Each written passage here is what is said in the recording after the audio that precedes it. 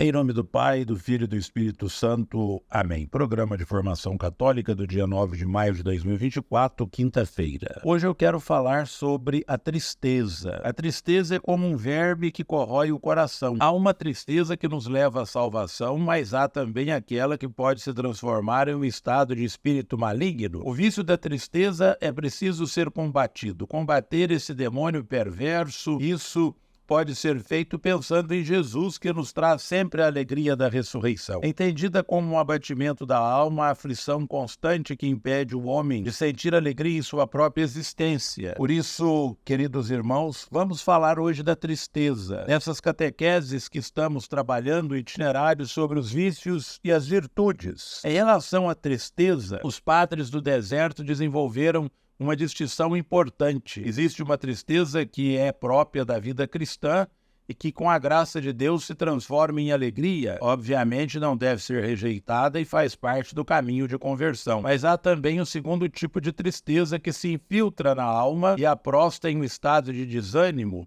Este segundo deve ser combatido. Uma tristeza amiga. Existe uma tristeza amiga que nos leva à salvação. Eu dou como exemplo o filho pródigo da parábola.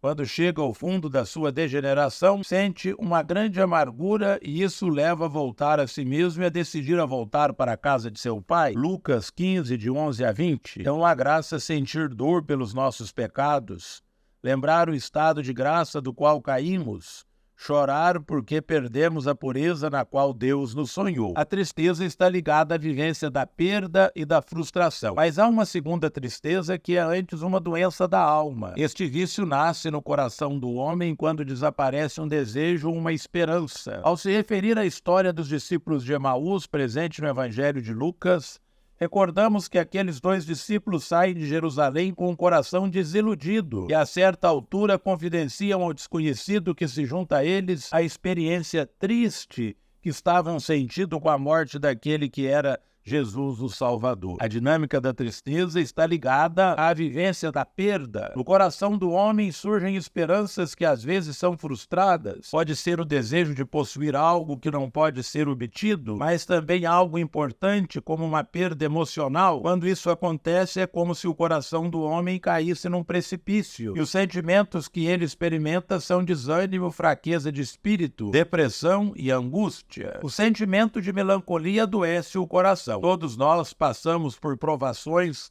que nos geram tristeza, pois a vida nos faz conceber sonhos que depois desmoronam. Nessa situação, alguns, depois de um período de turbulência, confiam na esperança, mas outros se afundam na melancolia, permitindo que ela gangrene os seus corações e assim ficam felizes por um fato que não aconteceu. É como comer uma bala amarga, sem açúcar. A tristeza é um prazer do não prazer. Certos lutos prolongados em uma pessoa continuam a ampliar o vazio daqueles que já não estão mais lá, não são próprios da vida do espírito. Certas amarguras rancorosas, pelas quais uma pessoa sempre tem em mente uma reivindicação que a faz assumir as roupas da vítima, não produzem em nós uma vida saudável, e muito menos cristã. Há algo no passado de todos que precisa ser curado. A tristeza pode transformar-se de uma emoção natural no estado de humor maligno. É um demônio sorrateiro da tristeza. Os padres do deserto o descreviam como um verme do coração que corrói e esvazia aquele que o hospedou. Por isso eu convido vocês, queridos irmãos e irmãs, a estarem atentos ao vício da tristeza e a recordarem sempre que Jesus traz a alegria da ressurreição. E de modo concreto, com algumas perguntas. Falou o que pode se fazer quando vem o sentimento de tristeza. Pare e reflita. Essa tristeza é boa? Essa tristeza não é boa? E reaja de acordo com a natureza da tristeza. Não se esqueça de que a tristeza pode ser uma coisa muito ruim, que nos leva ao pessimismo, que nos leva a um egoísmo que dificilmente pode ser curado. Um grande amigo meu, já falecido, Dr. Olavo Freire da Silva, dizia sempre: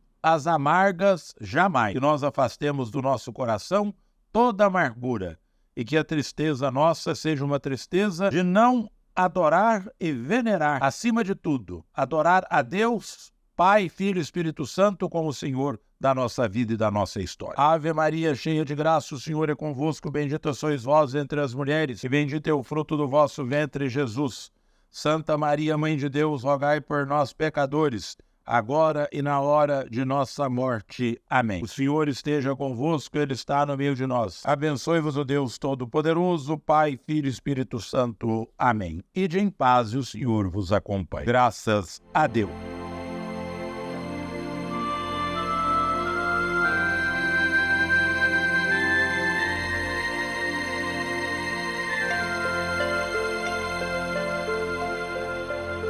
Se as águas do mar da vida quiserem te afogar, segura na mão de Deus e vai. Se as tristezas desta vida quiserem te sufocar, segura na mão de Deus e vai. Segura na mão de Deus, segura na mão de Deus, pois ela te sustentará. Não temas, segue adiante e não olhes para trás. Segura na mão de Deus e vai. Se a jornada é pesada e te cansas na caminhada, Segura na mão de Deus e vai. orando, jejuando, confiando e confessando. Segura na mão de Deus e vai. Segura na mão de Deus. Segura na mão de Deus. Pois ela te sustentará. Não tema, segue adiante e não olhes para trás. Segura na mão de Deus e vai. O Espírito do Senhor sempre te revestirá. Segura